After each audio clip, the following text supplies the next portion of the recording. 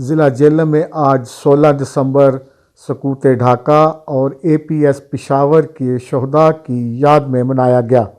ضلع جہلم سے ایک ہونہار طالب علم مہر علی اعظم پشاور میں ان دہشت گردوں کے ہاتھوں جام شہادت نوش کر گئے۔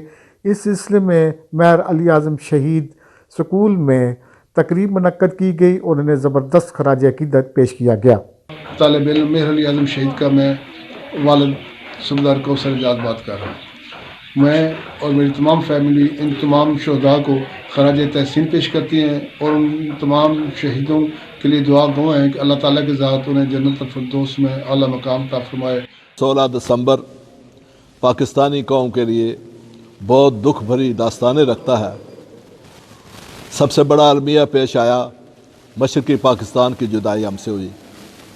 16 دسمبر کو پشاور میں APC کے اسکول کے بچوں کو جس طرح بے دردی سے دہشت گردی کا شکار بنایا گیا، وہ بھی ایک بہت بڑا المیہ ہے جو کبھی نہ بھولنے والا المیہ ہے۔ ان کے ماں باپ کے ساتھ کیا بیت رہی ہوگی یہ ماں باپ ہی ادراک کر سکتے ہیں۔ پاکستان بنا تھا اللہ کے نام پر۔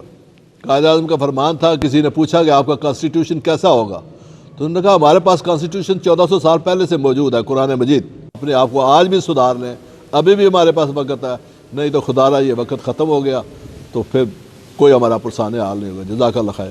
تاریخ کے اندر جو دو بڑے المیے ہوئے ہیں، سقوط ڈھاکہ اور اس کے بعد APS پشاور ثانیہ پشاور کے اندر جو ظلم اور بربریت ہوئی ہے، وہ ایک بہت بڑا المیہ ہے۔